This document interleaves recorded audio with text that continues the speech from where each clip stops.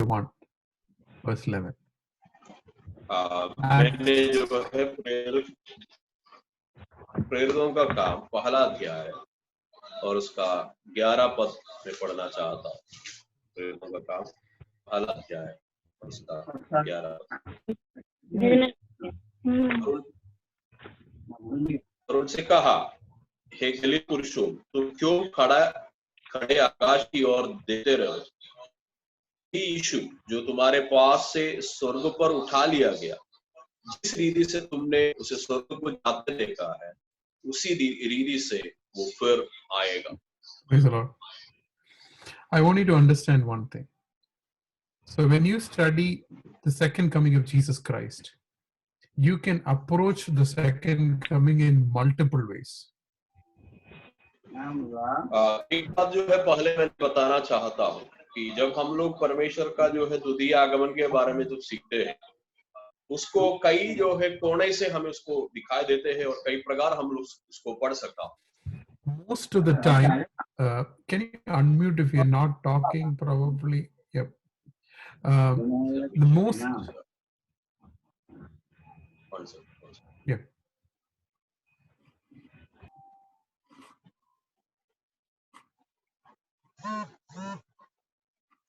Yeah, most of the time, whenever we think of second coming, and when you say that somebody's preaching second coming, what you want to know is, when is tribulation happening? When is rapture happening? When is God going to come? What will happen during tribulation? When is millennium? When is Armageddon? When is eternity? That's a question that we have.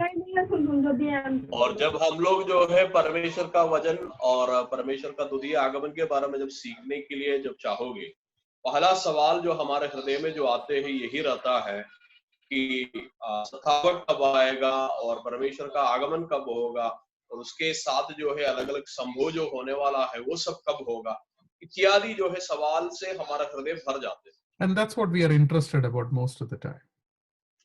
और अधिकांश समय में हम लोग जो है उसी से संतुष्ट होते हैं और वही हमें अच्छा भी लगता है। We will be touching it on the third class. We'll be touching that on the third class. हम लोग जो है उस विषयों को तीसरा क्लास में हम लोग उसको चर्चा करेंगे। So we will learn it. We'll surely learn it.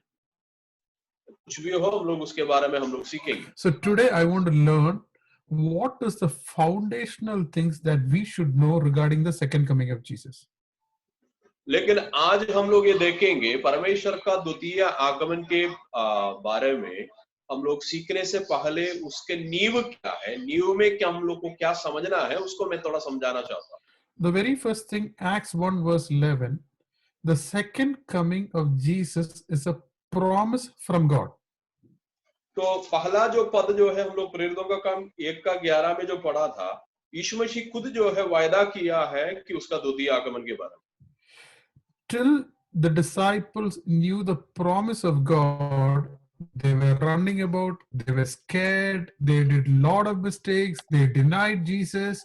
But moment after this situation, in Acts chapter 1 verse 13, they came together in one accord, prayed together, and Acts 2, the day of Pentecost happens. और यीशु मसीह जो है दूसरा आगमन के बारे में अपने चेले लोगों को बोलने से पहले वे लोग बहुत घबराया जाता था, वे लोग बहुत डरा हुआ था, वे लोग जो है छिपा हुआ था। लेकिन एक बार जब यीशु मसीह उन लोगों को समझाया, मैंने दूसरा जो है बार आने वाला है, तब 13 पद में 1:13 में हम लोग पढ़ते हैं, वे लोग जो है सब मिलके वे लोग वहां बैठ के प्रार्थना करने लगे। The moment you understand second coming correctly, your prayer life will change, your dedication will change, your priority will change, your purpose in life will change. तो दूसरा आगमन के बारे में आप सचमुच में समझा तो आपका प्रार्थना का जो है जीवन बदलेगा, आपका जीवन शैली बदलेगा, आपका आत्मिक जीवन का अवस्था बदलेगा। Peter, before understanding the second coming of Christ, when a servant girl asked him, he denied. But after knowing the power of Jesus coming back, all the disciples were ready to die for Jesus. और यीशु मसीह के लिए जो है बहुत लोग यीशु मसीह को इनकार किया था, कई प्रकार का जो है प्रकार यीशु मसीह से तिरस्कार किया था। लेकिन यीशु मसीह जब दूसरा आगमन के बारे में समझाने के बाद लोग जो है प्रभु के लिए मरने के लिए भी तैयार हो गए। Praise the Lord. We are Praise the Lord. living in a fearful situation many times, in a hopeless situation, because we don't understand the second coming of Jesus correctly. और हम लोग जो है घबराते हुए एक जीवन इसलिए जी रहा है और परेशानी हो के इसलिए हम जी रहा है कि यीशु मसीह का दूसरा आगमन के बारे में एक सही समझ हमारा हृदय में नहीं मिला। Praise the Lord. And we don't even understand this is foundational doctrine. और ये जो है बहुत नींव का शिक्षा है करके हम लोग नहीं समझा। Because across the Acts of Apostles, where disciples were preaching the gospel, in 1 Corinthians and 2 Corinthians, when Paul was preaching the gospel, second coming was part of the preaching of the gospel. और प्रेरितों का काम पढ़िएगा या पहला कुरिन्ती को पहला अध्याय दूसरा अध्याय वगैरह हम लोग पढ़ते हैं, वहां पे प्रेरित पौलुस जो है सुसमाचार सुनाने के साथ ही जो है लोगों को समझाया गया बात है कि यीशु मसीह का दूसरा आगमन के बारे में। Praise the Lord. I want to tell you few stats, okay, so that you will understand the importance of second coming. So what I want is that my intent, listen to me very carefully, my is not to really knowledge-based understand second coming, that you should, but you should fall in love with second coming by the end of the class. और मैंने जो है आप लोग को कुछ गिनती भी जो है इसके बीच में बताना चाहता हूँ, लेकिन मैं आखिरी अक्सर में मैंने ये उम्मीद नहीं करता हूँ आपको द्वितीय आगमन के बारे में ज्यादा ज्ञान मिल जाए, मगर मैं ये चाहता हूँ कि आप जब द्वितीय आगमन के बारे में सीखने के बाद आपके अंदर में प्यार उत्पन्न हो जाए प्रभु का दूसरा आगमन को प्रतीक्षा करने का या अपेक्षा करने का। Your greatest hope should be the second coming of Jesus. और आपका सबसे मुख्य आशय यही होना चाहिए प्रभु का दूसरा आगमन। So if you read the Bible, there are 46 Old Testament prophets. I'm going to tell you some stats in the Bible about second coming. Quickly, I'll take 5 or 6 minutes. मैंने जो है 4-5 मिनट के अंदर में बाइबल में जो है बताया गया कई भविष्यवाणी का स्टैटिस्टिक्स जो है आपको बताना चाहता हूँ। There are 46 Old Testament prophets, out of which 36 kept speaking of the second coming of Jesus. और 46 भविष्यवक्ता लोगों से 30 जो है भविष्यवक्ता लोग भी यीशु मसीह का दूसरा आगमन के बारे में पुराना नियम में बताया गया। Jesus himself said about the second coming 21 times. यीशु मसीह खुद जो है दूसरा आगमन के बारे में 21वां बार बताया गया है। In the New Testament, 50 times, 50 times it is mentioned for us to be ready for the second coming of Jesus. और नया नियम में 50 बार जो है ये कह चुका है कि हम लोग दूसरा आगमन के लिए तैयार हो जाना। If there is one verse for the first coming of Jesus, there are 8 equivalent verses for the second coming of Jesus. अगर एक जो है शब्द प्रभु का पहला आगमन के बारे में बताया गया है, तो उसके तुलना जो है 8 दूसरा पद जो है बताया गया है यीशु मसीह का दूसरा आगमन के बारे में। There are 1,500 Old Testament passages which is talking about the second coming of Jesus. और 1500 जो है जगह में यीशु मसीह का दूसरा आगमन के बारे में पुराना नियम हमें समझा रहा। If you take an average out of the 25 verses, 1 verse is about the second coming of Jesus in the New Testament.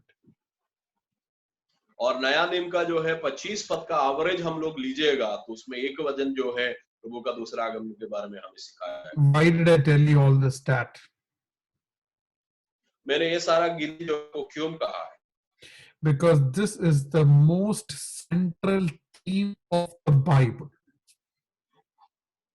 क्योंकि ये जो है बाइबल का सबसे मुख्य एक मुद्दा। I want to introduce you to the basic concepts of second coming. Therefore, I will be reading 10 passages today. तो मैंने जो है उसके नींव का बात आज आपको समझाना चाहता हूँ, इसलिए 10 पदों को मैंने पढ़ेंगे आज के जो है वचन के लिए मनन के लिए। I want you to write it down. This is the introduction. Okay, so I want you to write it down because unless you understand these basic things, You will never understand timeline. You will never understand when rapture will happen, when tribulation will happen. All those things for you to understand, you need to have this basic foundational passages. These are 10 foundational passages. ये जो है 10 पद जो है मैं आशा करता हूं आप लोग लिख करके रखिए और इसको समझ लीजिएगा, इसका काल के बारे में आप समझ लीजिएगा। अगर इसके बारे में आप पूरे जो है आइडिया नहीं मिलेगा तो फिर आने वाला जो विषय बोलेंगे उसके बारे में भी आपका समझ जो है बहुत कम हो जाएगा। Praise the Lord. First one we read, Acts 1 verse 11. It is the promise of God. Men of Galilee looked at heaven. They were scared at that time. They were hopeless at that time. They didn't know what to do. But single statement, men of Galilee, Jesus who went to heaven will come back like that. They became totally different people when they heard the promise of God. Amen. तो ये जो है पहला वायदा जो है प्रेरितों का काम पहला अध्याय 11 पद में हम लोग पढ़ते हैं, हे गलील के पुरुषों तुम क्यों खड़े आकाश की ओर देखे रहते हो, यही यीशु जो तुम्हारे पास से स्वर्ग पर उठा लिया गया है, जिस रीति से तुमने उस स्वर्ग को जाते देखे है उसी रीति से वो फिर आएगा। ये शब्द जो है घबराया गया डरा हुआ जो है चेले लोगों का जीवन में बहुत बड़ा एक परिवर्तन लाया। Praise the Lord. They were totally different people moment they understood the promise that Jesus will come back. और यीशु मसीह वापस आने का वायदा को जब वो लोग समझ गया, वे लोग पूरी तौर से अलग एक लोग बन गए, अलग व्यक्ति बन गए। Praise the Lord. I want to read another verse where Jesus himself said, in the second coming, what is the place that we are going to go? John chapter 14 verse 3. John chapter 14. यूहन्ना सुसमाचार 14 अध्याय और तीसरा पद में यीशु मसीह खुद जो है हमें अपना दूसरा आगमन के बारे में बताया गया है। Now you should understand. वहां पे ये भी समझाया, yes brother, go ahead. वो वहां पे ये भी समझाया गया है कि हम लोग जाना कहां पे है यीशु मसीह के आगमन के बाद। Now you will understand this verse properly if you understand the background of this verse. ये पद को आप समझेगा, जब समझेगा तब आप जो है उसका संदर्भ भी समझेगा। John 12, the public ministry of Jesus is over. 12 अध्याय यूहन्ना सुसमाचार 12 अध्याय से यीशु मसीह का जो है आमतौर का जो सेवगाई समाप्त हो रहा है। In next 6 to 7 days, Jesus is going to be crucified. So it is the last 6 to 7 days. अगला 3 से जो है 7 दिन के अंदर में यीशु मसीह का क्रूसीकरण होने वाला है और यीशु मसीह क्रूस पर जो है चढ़ाया जाएगा। It is the last 6 days of life of Jesus, public ministry over, and the last time Jesus is actually teaching his disciples personally. Just a minute.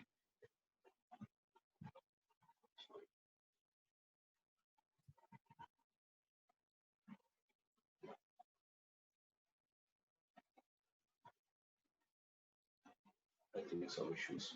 One minute. Sure, take your time. Praise the Lord. Hallelujah. Hallelujah. Stotra.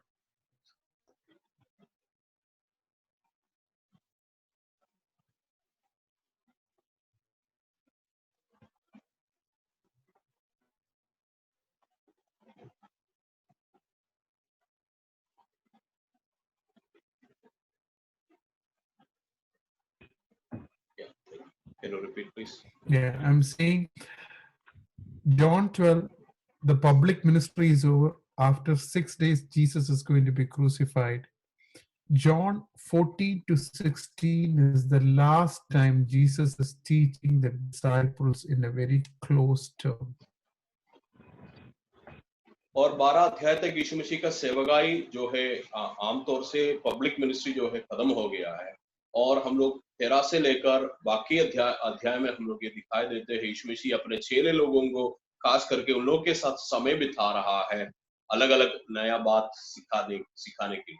And Jesus is telling very clearly and plainly that I am going to be crucified. और यीशु मसीह जो है बहुत स्पष्ट तौर से लोगों को समझा रहा है कि मेरा क्रूसीकरण होने वाला है।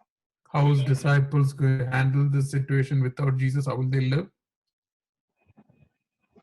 चेले लोगों को अगर ये समझ में नहीं आएगा तो वे लोग कैसे जिएंगे? Two hope that Jesus told the disciples. Two hope. दो आशा जो है यीशु मसीह अपने चेले लोगों को दिया गया। One, he said, I'm going to send the helper, the third person in the Trinity, the Holy Spirit to you. If you love me, you will obey. And I will ask my Father to send the Holy Spirit upon you. He will guide you and keep you and teach you in every way. और पहला जो है आशा यही है, पवित्र आत्मा का जो है वायदा है, और पवित्र आत्मा आएगा, आपको सच्चाई में जो है मार्गदर्शन करेंगे, और आपको जो है जो बातें मैंने तुम्हें सिखाया है उसको तुम्हें याद दिलाएंगे। इस प्रकार के आशा यीशु मसीह। Praise the Lord. And the second hope is what we are going to read in John 14, verse 3. It says, and if I go and prepare a place for you, I will come back and take you with me, that you may know where I am. और अगला वायदा जो है यीशु मसीह दिया गया है, जो हम लोग 14 अध्याय में और उसका पहला पद में या दूसरा पद में हम लोग पढ़ते हैं, और मैंने पिता के पास जाके तुम्हारे लिए एक जगह तैयार करने के लिए जा रहा हूँ, और यदि मैं जाकर तुम्हारे लिए जगह तैयार करूं तो फिर आकर तुम्हें अपने यहाँ ले जाऊंगा, कि जहां मैं रहूं वहां तुम भी रहो। There are two places being prepared. दो जगह जो है तैयारी कर रहा। We will belong to one of the places. इसमें से कोई भी एक जगह में हम लोग रहेंगे जाके। You heard what I said? There are going to be two places prepared. He told his disciples, I am preparing a place for you.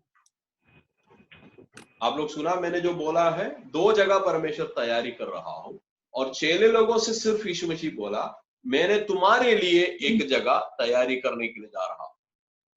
Acts 10 verse 42 to 43. As you take it, I want to tell you, Acts 10 is the first time the gospel was shared outside the Jewish people. Peter preached the gospel in the house of Cornelius. और प्रेरितों का काम 10 अध्याय में हम लोग ये देखते हैं, वहां पे कॉर्नेलियुस जो है सबसे पहले जो है प्रेरित पौलुस ने जाके अन्य जाति लोगों के बीच में सुसमाचार सुनाया, जो कॉर्नेलियुस का जो है घर में हुआ था। Till Acts 9, it is all Jewish people. But 10 onwards, we all, the entire world. The beginning is in the house of Cornelius. और जो है प्रेरित 9 अध्याय तक हमें ये दिखाई देते हैं, यहूदी लोगों का बीच में प्रभु का सेवकाई हो रहा है, लेकिन 10 अध्याय से लेकर हम पढ़िएगा तो पता चलेगा उसमें पूरा दुनिया शामिल है, जो शुरू होते हैं कॉर्नेलियुस का भवन में या घर में। And the gospel is shared with the people. और सुसमाचार जो है वहां पे लोगों को सुना रहा। And we know the gospel where it says that, oh, the gospel is for everybody. We need a savior. Jesus died for me. Jesus buried. Jesus rose again. He will come back. But then something else in verse 42. और वहां पे जो है इस प्रकार का बात बता रहा है, सुसमाचार जो सुना रहा है, हम पापी है, हमें एक उद्धार करने का जरूरत है, यीशु मसीह जो है हमारे लिए मरा है, उन्होंने मृत्यु से जो है जी उठा है, ये सारा बात जो है वहां पे सुसमाचार के द्वारा सुनाया जा रहा है। The gospel is not over there. In chapter 10 verse 42 it says, he commanded us to preach to the people and to testify that he is the one God whom has been appointed to judge the living and the dead. और वहां पे सुसमाचार समाप्त नहीं हुआ है, उसका प्रेरितों का काम 10 का अध्याय 42 पद में हम लोग पढ़ते हैं, और उसने हमें आज्ञा में प्रचार करो और गवाही दो कि ये वही है जिसे परमेश्वर ने जीवितों और मरे हुओं का न्यायी ठहराया। So for some people it is a judgment into hell. तो इसलिए समझना है कि कुछ लोगों के लिए वे नरक में जाने का एक न्याय होता है। You understood? One is a promise that Jesus will come back. One group, Jesus prepared heaven for them. Another group who will be judged into hell. You understood all the three verses? तो आपको ये 3 पदों को समझ में आया कि एक पद में हम लोग इस समझ में आया कि यीशु मसीह जो है दूसरा आगमन के बारे में बात कर रहा है, दूसरा पद में हमको ये बताया गया कि चेले लोगों के लिए, कुछ लोगों के लिए एक जगह प्रभु के साथ जो है तैयारी कर रहा है, और तीसरा पद में हमें समझा रहा है कि कुछ लोगों को न्याय करते हुए एक जगह प्रभु तैयारी किया हुआ। And verse 43, Peter says that this was prophesied by the prophets so that you will believe and receive forgiveness of sin through his name. तो इसीलिए जो है उसका 43 पद में कहते हैं उसकी सब भविष्यवक्ता गवाही देते हैं कि जो कोई उस पर विश्वास करेगा उसको उसके नाम के द्वारा पापों की क्षमा मिलेगी। Now you should understand regarding the birth of Jesus, there are about 300 prophecies that was fulfilled. There are 1,500 prophecies which is talking about the second coming and the judgment. First time he came as a lamb, second time he's coming as a king to judge the world. और हम लोग को जो है यहाँ पे समझना चाहिए कि यीशु मसीह का पहला आगमन के बारे में जो है 300 से ज्यादा पद जो है बताया गया है, और दूसरा आगमन के बारे में 1500 से ज्यादा पद जो है बताया गया है, और उसमें पहले जो है यीशु मसीह का मेमना बन के आ गया है, दूसरा में यीशु मसीह का राजा बन के आएगा। Now the question is, which group are we in? और यहाँ पे सवाल ये आएगा कि हम इसमें से कौन सा झुंड में आएगा। Jesus will come back. That is a truthful promise. Across the Bible, you read it. There are two groups of people. And as I said, as you hear it, we are going to learn about the timeline on the third class. But which group do you belong to? What is the qualification to fall into which group? We are going to learn in the next verse. तो अगला पद में हम लोग ये देखेंगे कि हम इसमें दो झुंड जो बताया जा रहा है, झुंड में अलग अलग झुंड में जाने के लिए हमारे अंदर में क्या काबिलियत है या हम लोग के अंदर में क्या गुण है, उसको हम लोग देखेंगे। Titus chapter 2 verse 11 to 13. I want you to memorize these verses. Titus 2 verse 11 to 13. और तीतुस का जो है किताब उसका दूसरा अध्याय में हम लोग दिखाई देते हैं, ये जो है मैंने चाहता हम आप लोग जो है ये पदों को सीख ले। तीतुस का किताब, this is the foundation of Christian life. This is the foundation of your Christian life. Second, Titus chapter 2 verse 11 to 30. तीतुस का किताब दूसरा अध्याय 11 से 13 तक जो है जो पद है, वो हमारा मसीह जीवन का एक नींव है। So I want to read one by one and explain. Verse 11 it says, the grace of God has appeared to bring salvation to all men. 11 पद में हम लोग पढ़ते हैं, क्योंकि परमेश्वर का वो अनुग्रह प्रकट है जो सब मनुष्यों के उद्धार का कारण है। Praise the Lord. So the grace of God was extended so that you will be saved. परमेश्वर का अनुग्रह जो है प्रभु हमारे लिए बांट दिया है ताकि हम उद्धार पाए। You saved from what? कहां से उद्धार पाए? What changed in your life? बदलाव आना है हमारे अंदर। Verse 12 it says, it instructs us to renounce ungodliness and worldly passion and to live sensible, upright and godly lives in this present age. और 12 पद कहते हैं, और हमें चेतावनी देता है कि हम अभक्ति और संसारिक अभिलाषाओं से मन फेर कर इस युग में संयम और धर्म और भक्ति से जीवन बिताए। Praise the Lord. For that group of people, verse 13 it says, as we await on the blessed hope, the glorious appearance of great God and our Savior Jesus Christ. और इसलिए 13 पद में कहते हैं, और उस धन्य आशा की आधार अपने महान परमेश्वर और उद्धारकर्ता यीशु मसीह की महिमा के प्रकट होने की बाट जोहते रहते। You heard what Paul is telling, second coming is a blessed hope. आप सुना है कि पौलुस ने क्या बोल रहा है कि यीशु मसीह का दूसरा आगमन जो है एक धन्य जो है आशा, glorious appearance. वो एक महिमामय प्रकट है। For whom? किसके लिए? Verse 12 it says, who renounces ungodliness, worldly passion, who lives sensible, upright, a godly life where? Not in heaven, in this present world. Amen. तो ये किसके लिए जो है परमेश्वर का आगमन एक धन्य अवस्था है या महिमा प्रकट होने वाला है। 12 पद में हम लोग पढ़ते हैं कि जो अभक्ति और सांसारिक अभिलाषाओं से मन फेर कर इस युग में संयम और धर्म और भक्ति से जीवन बिताने वाला, इस दुनिया में जो है इस प्रकार का जीवन जीने वालों के लिए परमेश्वर का आगमन धन्य है, धन्य आशा। If I fall into fire, I will be burned. Even my clothes will have the smell of fire.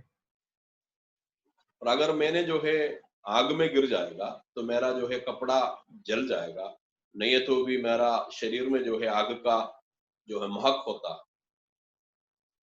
If you fall into the hand of the Lord, you will be having a longing, a desire, an intense desire to live holy because you fell into the hand of a holy God.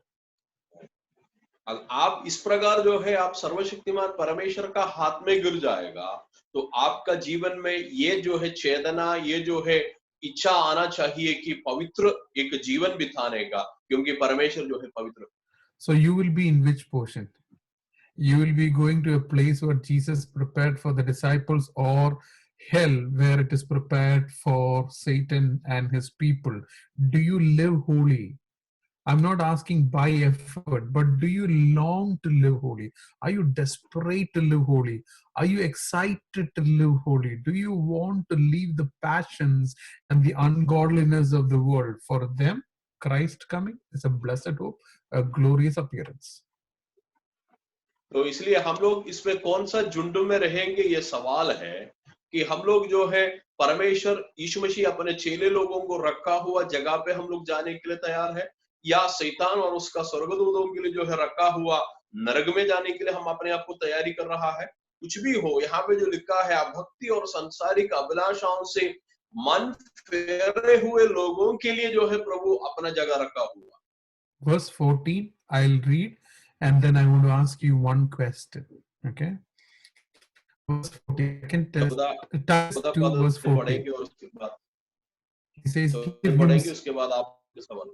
He gave himself for us to redeem us from all lawlessness, to purify himself for a people for his possession, zealous for good deeds. जिसने अपने आप को हमारे लिए दे दिया कि हमें हर प्रकार के अधर्म से छुड़ा ले और शुद्ध करके अपने लिए एक ऐसा जाति बना ले जो भले भले कामों में सरगर्म हो।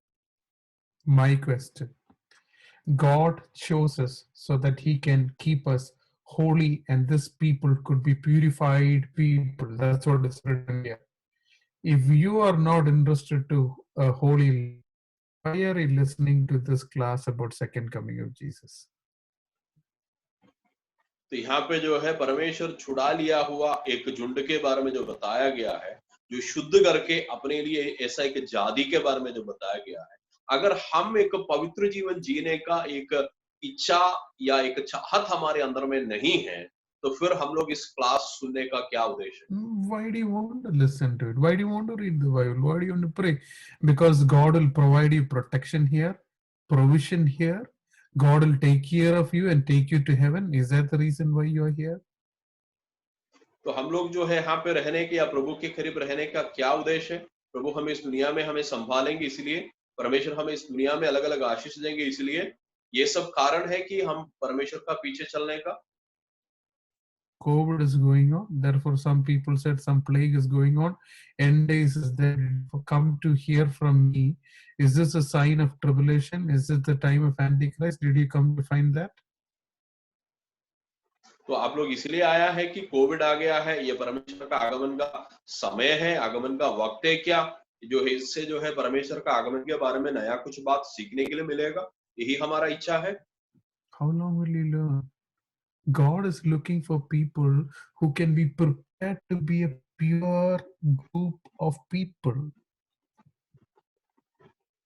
कब तक हम इंतजार करेंगे? परमेश्वर जो है एक जाति को बनाने का इंतजार में है, जो अपना ही एक जाति है। A people dedicated for him.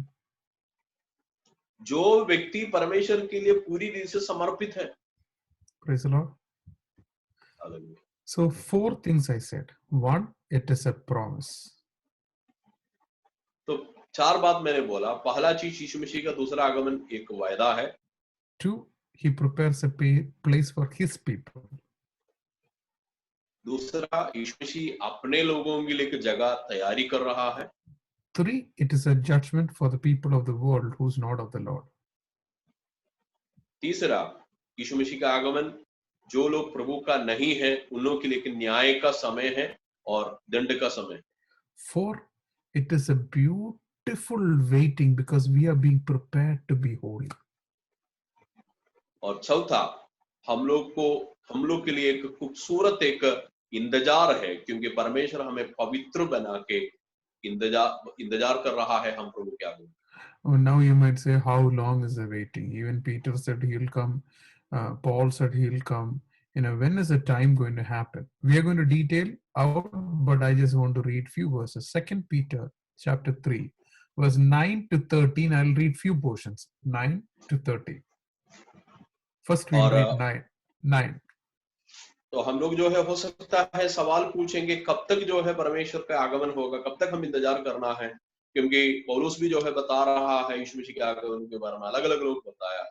इसलिए हम जो है दूसरा पत्रोस का पत्री से एक पद मैंने पढ़ना चाहता हूँ। Chapter 3, 2 Peter chapter 3, verse 9. An initial portion of 10 we'll read, then we'll read one by one. First I want to read that. और दूसरा पत्रोस इसका तीसरा अध्याय उसका 9 और 10वां पद का पहले भाग जो है हम लोग पढ़ेंगे। It says, brother, read in Hindi. प्रभु अपनी प्रतिज्ञा के विषय में देर नहीं करता, जैसे देर कुछ लोग समझते हैं, पर तुम्हारे विषय में धीरज धरता है और नहीं चाहता है कि कोई नष्ट हो, वरन ये कि सबको मन फिराव का अवसर मिले। परंतु प्रभु का read that also. Read initial portion, but the day of the Lord is like a thief. तो प्रभु का दिन चोर के समान आ जाएगा। Praise the Lord. In an unexpected time, the day of the Lord will come. The second coming of the Lord will come. प्रभु का दूसरा आगमन जो है, हम लोग अपेक्षा करने का समय नहीं है जो आते हैं। I was thinking, why did God not tell the date and go? He could have said that on this day I'm coming, right? मैंने कई बार सोचते हैं कि यीशु मसीह क्यों जो है तारीख नहीं बोला है कब आएगा, क्योंकि उसको तो तारीख बोल के जाना चाहिए था। Because God did not give a date so that we will be prepared always. Otherwise, only on the last moment we'll be prepared. परमेश्वर तारीख इसलिए नहीं दिया गया है कि नहीं तो हम लोग जो है नहीं करेंगे, हम लोग अपने आप को तैयारी नहीं करेंगे, हम आखिरी समय के लिए हम लोग इंतजार करके उसी वक्त में हम तैयारी हो जाएंगे। So delay is for our blessing. तो ये इंतजार कराना जो है हमारे आशीष के लिए। But couple of things in the same thing Peter says, 2 Peter chapter verse 11. Can you read, brother? Since everything is going to be destroyed in that way. 3 verse 11. 3 का जो है दूसरा पत्रोस 3 का 11 हम लोग पढ़ते हैं, जबकि सब वस्तुएं इसी रीति से पिघलने वाली है, तो तुम्हें पवित्र चाल चलन और भक्ति में कैसे मनुष्य होना चाहिए। Praise the Lord. Very simple. Peter is telling everything in this world will be destroyed, everything, but you don't have to be worried about it. You don't have to be restless about it. पत्रोस जो है बोल रहा है दुनिया का सारा चीज पिघलने वाला है, सत्यानाश होने वाला है, लेकिन आपको उस विषयों के बारे में सोच के परेशान होने की जरूरत नहीं है। But you have to conduct yourself in holiness and godliness. लेकिन आपको करना क्या चाहिए? आपको पवित्र चाल चलन और भक्ति में जो है अपने अभ्यास करना है। Praise the Lord. If you are not serious about a godly and a holy life, and you don't understand that God is not coming today at this moment, He might come even while we preach, because He's still giving you a chance. If you don't understand that, and if you're not serious about holiness and godliness, there is no point in hearing second coming or any message. अगर हमारा जीवन में प्रभु का भक्ति और पवित्र जीवन के बारे में हम लोग ज्यादा ख्याल नहीं रखते हैं, हमारे लिए वो बहुमूल्य नहीं है भक्ति और पवित्र जीवन, तो प्रभु का दूसरा आगमन के बारे में हम जितना भी सुने वो सब जो है फालतू है या बेकार। I always ask, there is multiple question you can ask a child of God. Are you saved? Are you sure you will go to heaven? Are you reading the Bible? You can ask a lot of questions. हम एक परमेश्वर का जो है संतान को अलग अलग सवाल पूछ सकता है कि आपने सचमुच में उद्धार पाया है, आपने परमेश्वर का वचन को मनन करते हैं प्रतिदिन। All these question answer is very simple. If you are really saved, you will want to live holy. If you live holy, you want to see Jesus coming back. If you want to live holy, you will read the Bible. All these basic questions will be answered yes if you are desperate and keen and dedicated to live a holy life.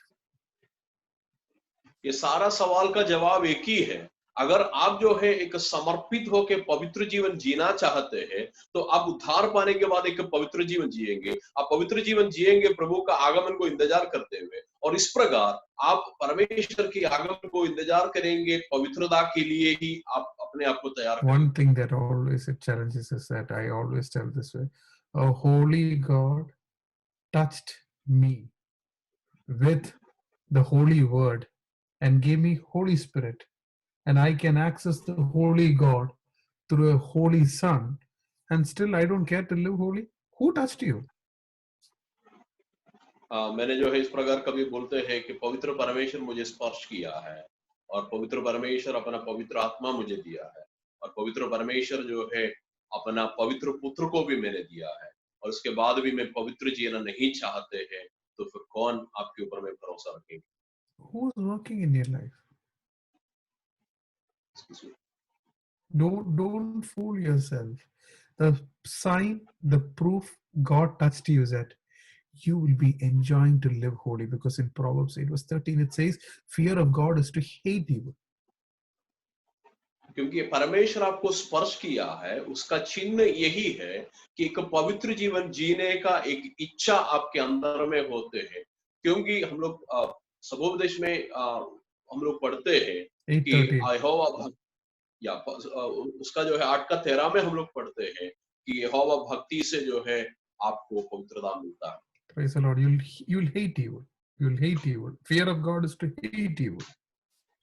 और वहां पे लिखा है कि परमेश्वर का डर या भक्ति जो है जो है बुराई को जो है घृणा करने वाला। Chapter 3, 2 Peter, chapter 3, verse 13, it says, God's promise, we are looking forward for a new heaven, new earth, where righteousness dwell. और हम लोग जो है आप दूसरा पत्रोस 3 अध्याय में और आगे में हम लोग पढ़ते हैं कि हम एक जगह का इंतजार कर रहा है, बाट जोह रहा है, जहां पे परमेश्वर का न्याय काम करते। Praise the Lord. What? धार्मिकता वास करता है। Praise the Lord. Hallelujah. What is the separation and what is the immediate thing that is going to happen probably in the prophetical line? भविष्यवक्ता का जो है रीति में क्या होने वाला है, क्या-क्या संभव जो है आने वाला है। Immediate thing that will happen very soon is in 1 Thessalonians chapter 4 verse 13 to 18. I just want to read that portion. 1 Thessalonians chapter 4 verse 13 to 18. और तुरंत जो होने वाला चीज के बारे में पहला थिस्सलुनीकियों का पत्री 4 अध्याय और उसका 18 पद से जो है हम लोग को पता चलता है जो यीशु मसीह के आगमन के तुरंत होने वाला जो कई बात है। There Paul is telling to the Thessalonians, saying that 1 Thessalonians chapter 4, 13, I'm telling, but we do not want you to be uninformed, brothers, about those who are asleep, that you may not grieve as others do who have no hope. Since we believe that Jesus died and rose again, even so, through Christ, God will bring him, those who are fallen asleep. क्योंकि उसका पहला थिस्सलुनीकियों का पत्री 4 का 13 से इस प्रकार करते हैं कि हे भाइयों, हम नहीं चाहते हैं कि तुम उसके विषय में जो सोते हैं, अज्ञानी अज्ञानी रहो, ऐसा ना हो कि तुम दूसरों के समान शोक करो, जिन्हें आशा नहीं, क्योंकि यदि हम विश्वास करते हैं कि यीशु मरा और जी भी उठा, तो वैसे ही परमेश्वर उसे उसे भी जो यीशु में सो गए हैं उसी के साथ ले Now, जाएगा। I want you to understand the background of this particular passage. What happened is when Paul established the church in Thessalonians and went, they had a concern. और मुझे जो है इसका पृष्ठभूमि मैंने आपको थोड़ा समझाना चाहता है, पर जब पौलुस जो है थिस्सलुनीकिया क्या कलीसिया जब स्थापना किया था, उन लोगों को कुछ चिंता हो रहा था। Some of the believers in their group had died and they were concerned what happened to them, what will happen. And they were very sad and they were always crying. They were very sad. Oh, they died. They shouldn't have died. And all. उस कलीसिया का कुछ लोग जो है उसको मृत्यु हुआ, मर गया, तो वे लोग जो है हमेशा रोते रहते हैं और सोचते रहते हैं कि जो मरा हुआ है उसको क्या होने वाला है, उसके जीवन में कैसे होगा या कहाँ जाएगा वो। So Paul said, don't worry, they will rise again. But when and how, he clearly tells. The remaining verses, brother, can you read? For we declare that just keep reading from where we left.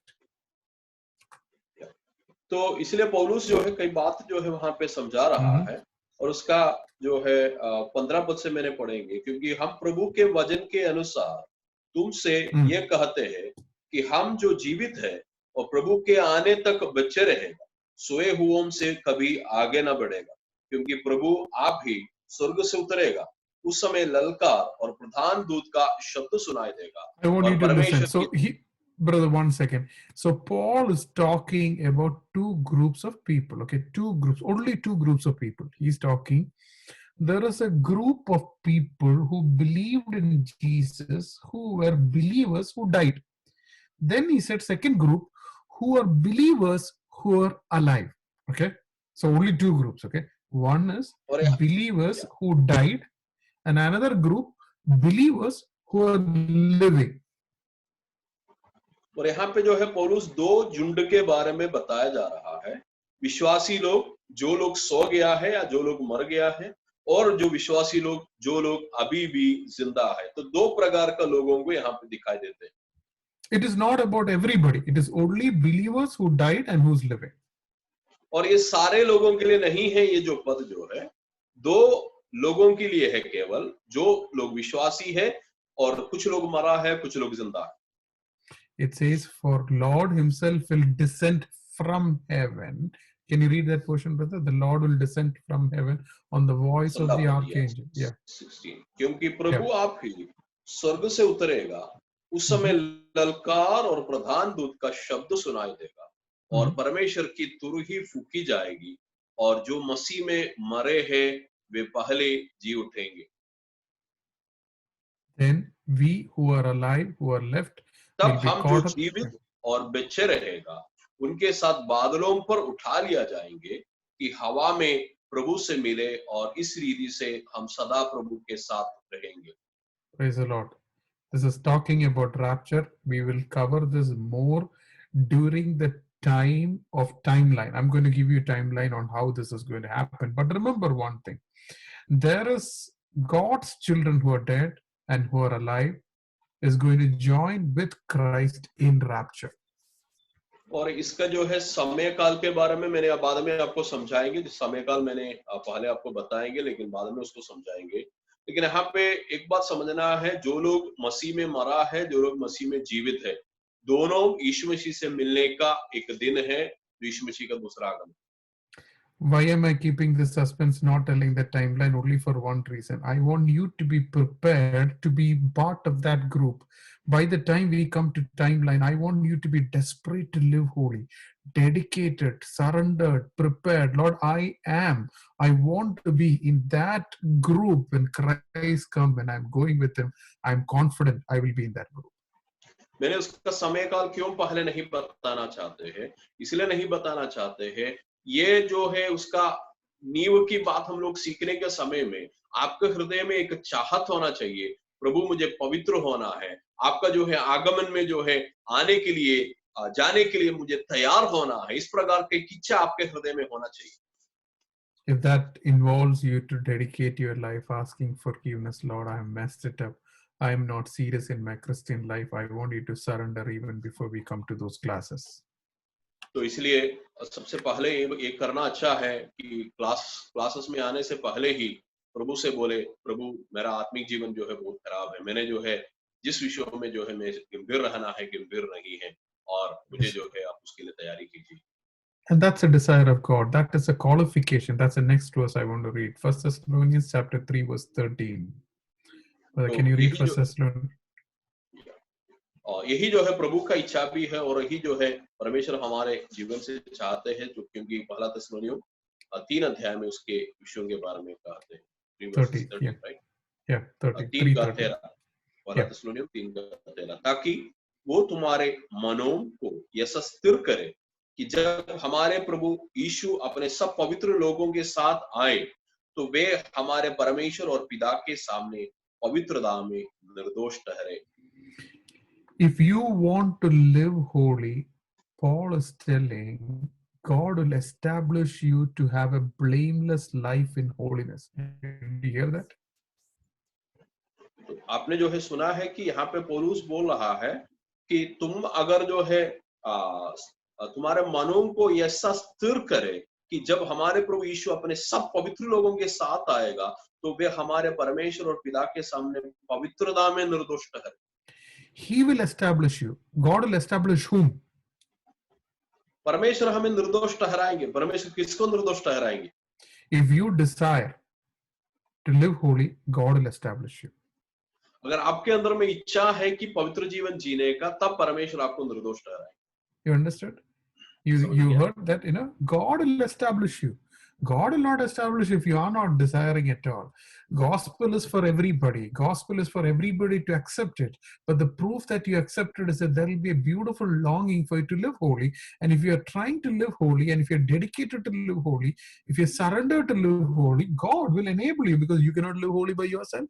God will help you because He's a holy God who will help His unholy children in an unholy world to live in a holy life. तो परमेश्वर आपको स्थिर करेंगे, क्योंकि इस दुनिया जो है अपवित्र है, और इस पापमय जो है दुनिया में पवित्रता में रहना हमारे लिए जो है असंभव होने के कारण परमेश्वर हमें मदद करेंगे पवित्र जीवन जीने के लिए, लेकिन उसके लिए एक चाहत जो रखेगा उसी को प्रभु स्थिर करेंगे, ये पद कहते हैं। No, another question that usually comes in our mind is that after dying, will I have body? How will I look like? Lazarus understood Abraham. So will I have a face? People understood Jesus. How am I going to look like? All that question come. और उसके अलावा भी जो है कई सवाल हमारा मन में जो है आते हैं मरने के बाद, कि हम कैसे दिखाई देगा, कि हमको शरीर होगा, हमारा चेहरा कैसे होगा, क्योंकि लाजर जो है अब्राहम पिता को जो है देख लिया था, यीशु मसीह को हम लोग कैसे देखेंगे, इत्यादि सवाल आते हैं। Praise the Lord. 1 John chapter 3 verse 2 and 3, John answered that question. 1 John chapter 3. पहला यूहन्ना Chapter 3 verse 2 and 3, John is answering that question, how we will be once after dying, when we are resurrected, how our body will be like. 1 John chapter 3 verse 2 and 3. पहला यूहन्ना 3 अध्याय और उसका दूसरा और तीसरा पद में यूहन्ना जो है स्पष्ट में बता रहा है मरने के बाद या जी उठने के बाद हमारा शारीरिक अवस्था कैसे होगा। हे प्रियो, अब हम परमेश्वर की संतान हैं और अभी तक ये प्रकट नहीं हुआ कि हम क्या कुछ होंगे।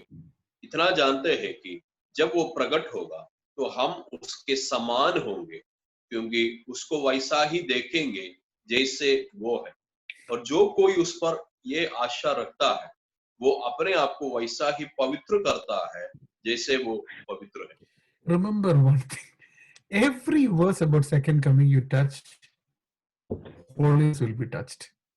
It is not Bible, in the Bible. आपको समझना है,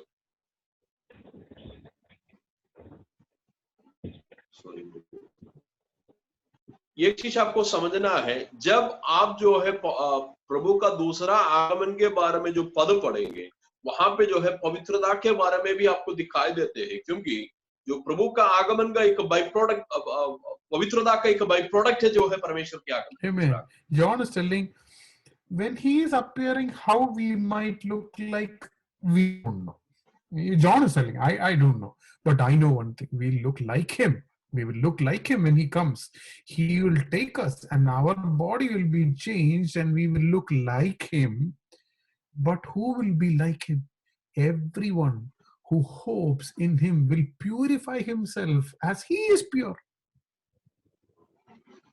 तो यूहन्ना यहाँ पे सब पूछ रहा है कि वो आएगा, प्रकट हो जाएगा, तो हम कैसे बदलेंगे, क्या होने वाला है। लेकिन यहाँ पे यूहन्ना एक बात बोल रहा है, जैसे वो प्रकट होता है वैसे जो है हम भी जो है बदल जाएंगे, वैसे हमारा जीवन भी बदलेंगे।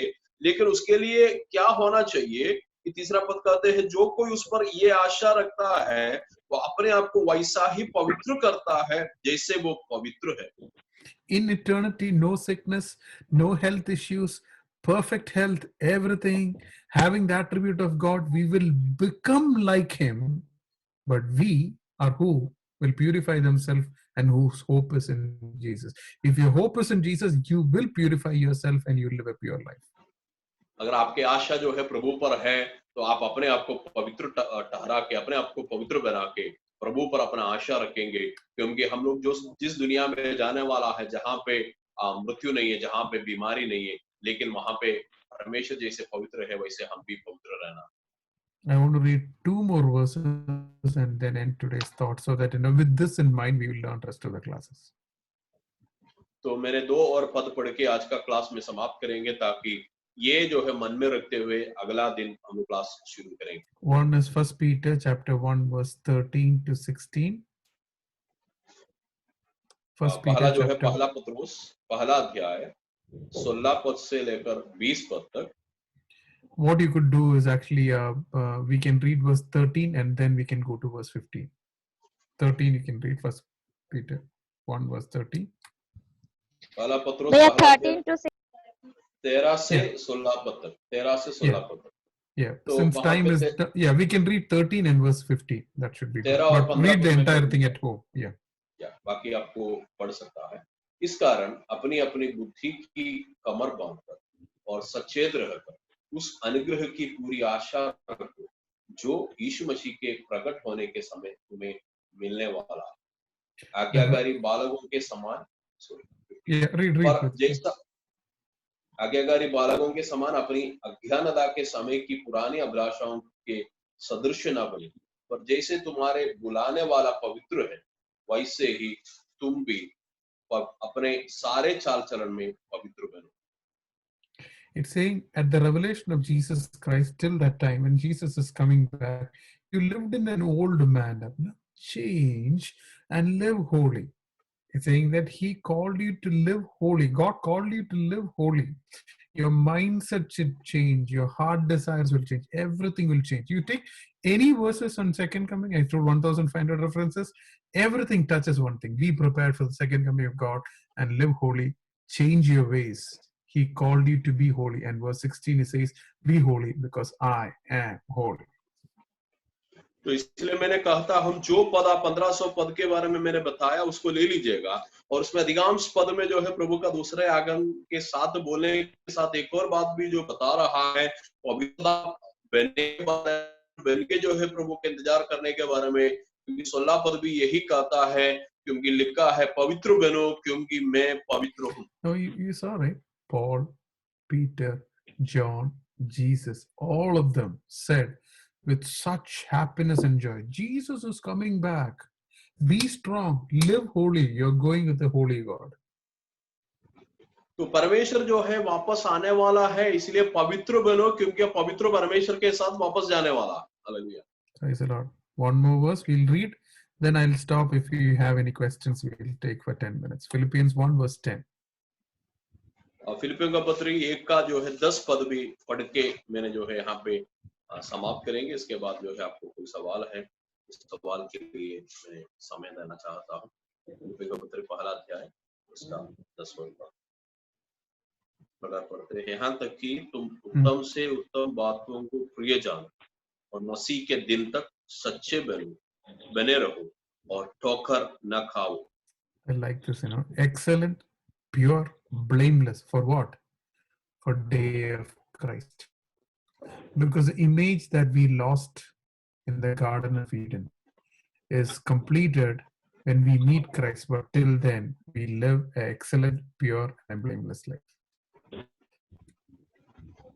और हम जब तक यीशु मसीह से मिले हैं तब तक जो है हमें एक उत्तम और उत्तम बातों से प्रिय जानो और मसीह के दिन तक सच्चे बनकर रहना, ठोकर नहीं खाकर रहना, क्योंकि जिस दिन हम प्रभु से मिलेंगे उस दिन जो अदन बटिया में हमें नष्ट किया हुआ महिमा प्रभु देने वाला. I read 10 verses, 10 sections I read from the Bible.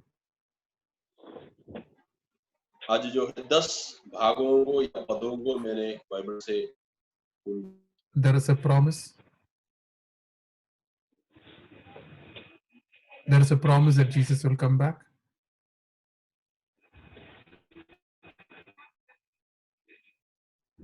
Brother, you're able to hear?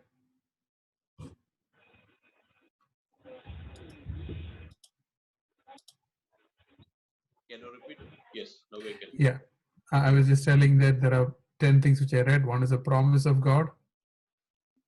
तो मैंने 10 बातों के बारे में आज बताया. पहला जो है परमेश्वर का जो है वायदा के बारे में. There is a place that Jesus is preparing. एक जगह प्रभु हमारे लिए तैयार कर रहा है. There is the judgment that is coming on your way. एक न्याय जो है आने वाला है. There is a waiting that as a child of God you should do. और एक बाट हम छोड़ना पड़ता है जो परमेश्वर का संतान होने के नाते. You have to live a holy life. हमें एक पवित्र जीवन हमें जीना है. When Jesus is coming back, there is a rapture where only God's people will join him in the first rapture. और परमेश्वर का दूसरा आगमन जो है होते वक्त में परमेश्वर का ही लोग जो है उस जो है उठा लिया जाने में जो है चले जाएगा. If you want to live a holy life, he will establish you to live a holy life. अगर आपको पवित्र जीवन जीने की इच्छा होता है तो आपको अपने आप को परमेश्वर आपको सिद्ध बना देगा. And we will be like him, John said. और हम प्रभु के समान होंगे, यूहन्ना कहते हैं. We have to be approved and to have a holy life that Peter and Paul said to the church just before they died. और पौलुस और पत्रोस जो है अपना मृत्यु से पहले कलीसिया को यही बोला था कि हमें एक निर्दोष और एक पवित्र जीवन हमें जीना. Read these verses before we go to the second section of the classes in coming days. और आप लोग जो है जो पद मैंने बताया गया उस पद को आप लोग मनन कीजिएगा ताकि कल हम लोग दूसरा क्लास में जाने से पहले इसके बारे में पूरी तौर से एक समझ मिलेगा. Amen. If you have any questions with what we learned today, please ask. अगर आपको कोई सवाल है तो आज के क्लास के बारे में आपको पूछने का मौका है. अनम्यूट करके पूछ सकता हूँ ताकि हम समय उसके लिए बिताएं.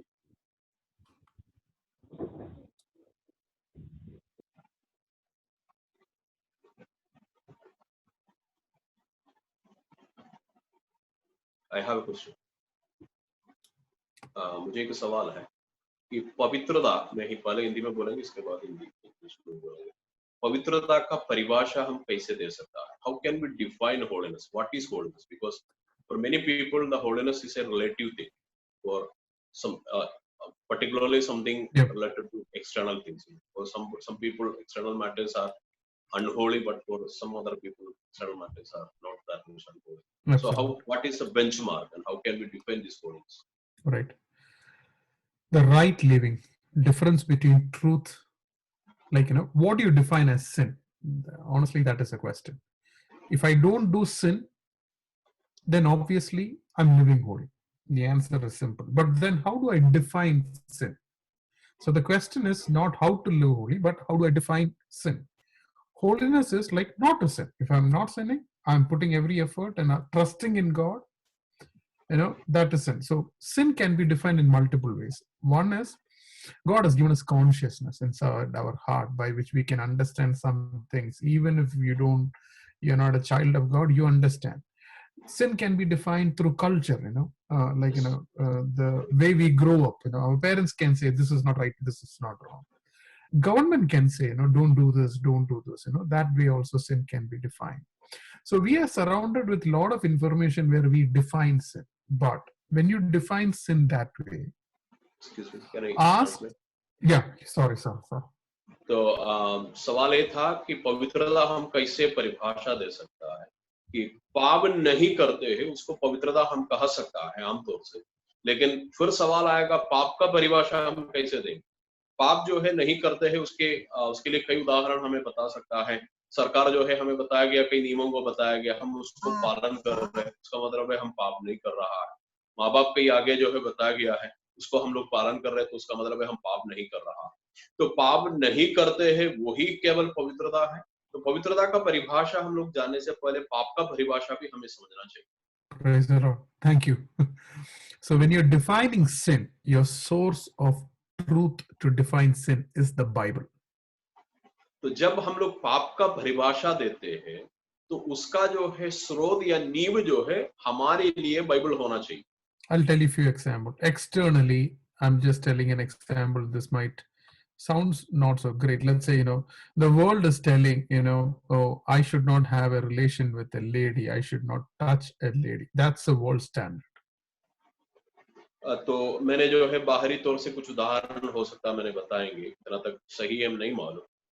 दुनिया जो है कहते हैं हम जो है कोई औरतों को छूना नहीं, स्पर्श नहीं करना। Yeah, but if I think about her in my mind, think of having her in my mind, it is okay. The world is okay with that. You think they don't care, but don't touch, don't misbehave to a lady. That's a world standard. तो दुनिया का स्तर ही है कि आप कोई औरत के साथ छेड़छाड़ नहीं करना, लेकिन उसके बारे में आप मन में कुछ भी आप सोचिए, मन में आप कुछ भी भावना करो, उसमें जो है दुनिया का कोई दिक्कत नहीं, उसको स्पर्श नहीं करना, उसको परेशान नहीं करना।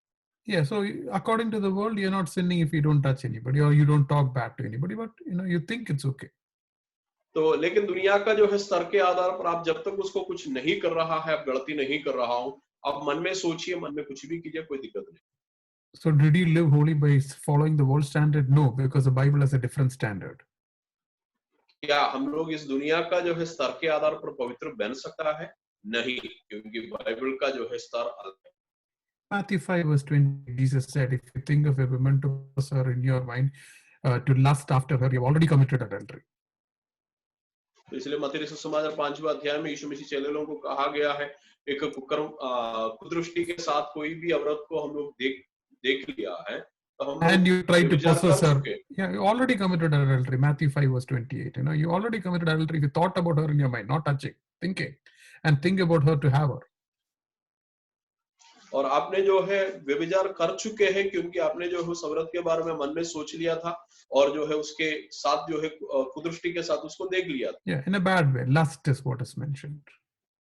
वहां पे जो है लालच जो है शब्द बताया गया है या कुदृष्टि जो है बताया गया है। So your standard of definition of sin is in the Bible. तो इसलिए आपका जो है जीवन का स्तर का जो है नींव जो है बाइबल है या परमेश्वर का वचन। Now trying to live holy, desire to live holy also comes from the Bible. तो इसलिए पवित्रता का जीवन का इच्छा भी जो है बाइबल से ही हमें मिलते हैं। So few ways in which you can live holy. I'll give you few tips. Okay, this is like a separate class, but quickly I'll answer. Okay, few things. One, how to live holy. तो इसलिए पवित्र जीवन जीने का जो है 4 बात मैंने बताएंगे, क्लास का भाग नहीं है, फिर भी जल्दी मैंने आपको छूके जाएंगे। From the Bible. Always find the answer from the Bible. और हमेशा जो है आप बाइबल से ही उसका जवाब के लिए Don't take anybody's opinion. Take only the answer from the Bible. किसी का जो है आप राय मत लीजिए, आप जो उत्तर मिलना है आप बाइबल से ही लीजिएगा। David said, I hide your word in my heart that I will not sin. Dawood ने कह रहा है, मैंने आपका वचन को मेरे हृदय के अंदर में रख छोड़ा है ताकि मैं पाप नहीं करूं। So studying the word, memorizing and trying to obey the word of God is one way to live holy. तो पवित्र जीवन जीने के लिए पहला एक तरीका ही है परमेश्वर का वचन को पढ़ना उसको हृदय के अंदर में रखना और उसको मनन करना। Jesus taught in the prayer saying that lead us not into temptation. One way to live holy is to pray. और यीशु मसीह जो है हमें प्रार्थना में सिखाया गया है कि परीक्षा में हमें ना पड़ने दीजिए, तो पवित्र जीवन जीने का दूसरा एक तरीका प्रार्थना का जीवन है। Paul told to Timothy in 2 Timothy chapter 1 verse 16, it says that God, the deposit given to you by the Holy Spirit, by the anointing of the Holy Spirit, you can live holy. और दूसरा तिमोथियुस में जो है पौलुस तिमोथियुस को बोल रहा है, परमेश्वर अपना जो है पवित्र आत्मा का जो है ये आपको दिया गया है ताकि आपको पवित्र जीवन जी सकता है। John said, be in the fellowship of light because you're called to live a life with fellowship. Be surrounded with God's people. Be in a good church. Surround yourself with God's people. You will be able to live holy. और यूहन्ना जो है कह रहा है आपको पवित्र संगति के लिए बुलाया गया है, तो आप एक पवित्र कलीसिया का पवित्र लोगों के साथ आप संगति कीजिए ताकि आपका जीवन पवित्र ठहरेंगे। Paul said, examine yourself on a continuous process that you can live holy. Ask yourself, check on yourself.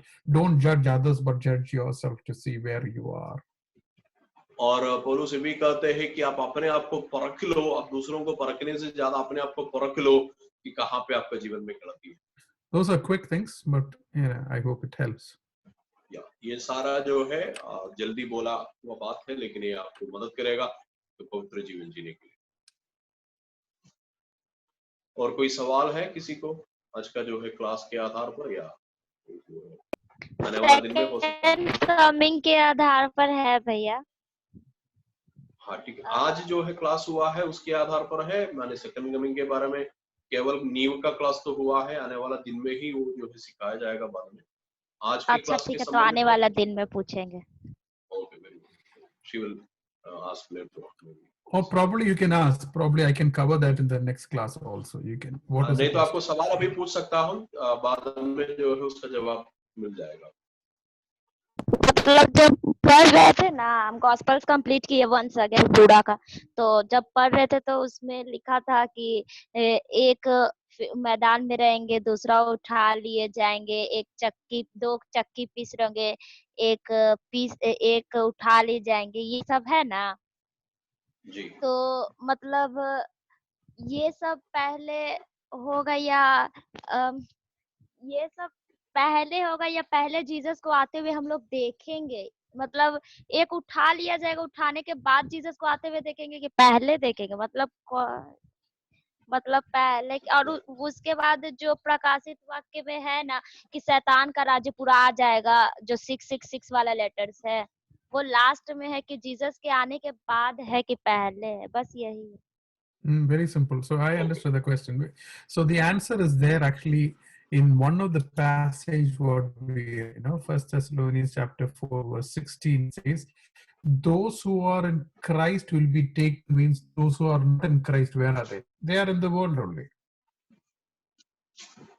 तो ये सवाल मुझे समझ में आया कि इसका जवाब जो है पहला थिस्सलुनीके पत्री में हम लोग जो है पढ़ा हुआ था, जो लोग मसीह में है उठा लिया जाएगा। उसका मतलब है जो लोग मसीह में नहीं वो लोग कहाँ पे है? वो लोग दुनिया में ही रहेंगे। Right. So I will explain more, but at least I thought just think of it. So if we who are in Christ are taken up in cloud and rapture happened, then what happens to people over here who are not in Christ? So they are left behind. But then what happens to people who are left behind? One clue alone I'll tell you. In Revelation, you have 22 books in the chapters, and 1 to 3 you hear church. But chapter 4 till chapter 19 of Revelation, you don't hear one mention of church. All the tribulation is from 14 to 19, where church is not there, which means that when the left behind is there, tribulation happened during that time. Well, that's a short answer. I will break it down when I'm actually taking the class. तो उसका जवाब जो है मैंने स्पष्ट में आगे वाला क्लास में बताया जाएगा, लेकिन सरल बात यही है, प्रकाशित वाक्य जो है 3 पद तक हम लोग जो पढ़ते हैं वहां पे कलीसिया के बारे में जो बताया गया है, लेकिन 4 पद के बाद जो है अलग अलग उपद्रव और सतावट जब होने की जगह पे कलीसिया का नाम वहां पे नहीं बताया गया है। तो इसका मतलब है कलीसिया जो है सतावट के पहले हो सकता है उठा लिया जाएगा। तो उसके जो है बारे में मैंने आने वाला दिन में आपको समझाएंगे। Thank you. हमें